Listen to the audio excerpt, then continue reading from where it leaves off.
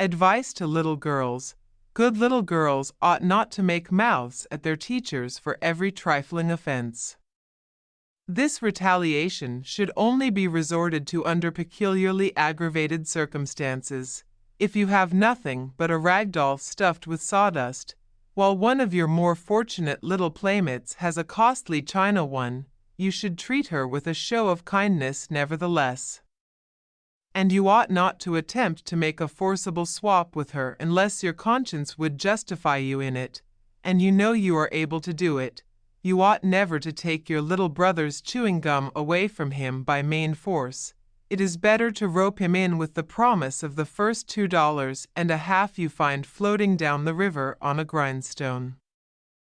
In the artless simplicity natural to this time of life, he will regard it as a perfectly fair transaction.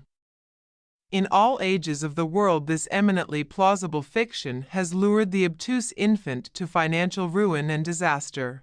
If at any time you find it necessary to correct your brother, do not correct him with mud. Never, on any account, throw mud at him, because it will spoil his clothes. It is better to scald him a little, for then you obtain desirable results. You secure his immediate attention to the lessons you are inculcating, and at the same time your hot water will have a tendency to move impurities from his person, and possibly the skin, in spots. If your mother tells you to do a thing, it is wrong to reply that you won't.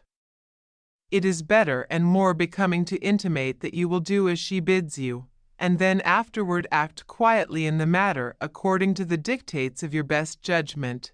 You should ever bear in mind that it is to your kind parents that you are indebted for your food, and for the privilege of staying home from school when you let on that you are sick.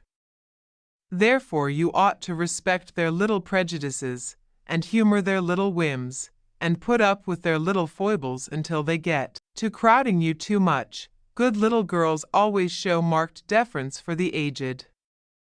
You ought never to sass old people unless they sass you first.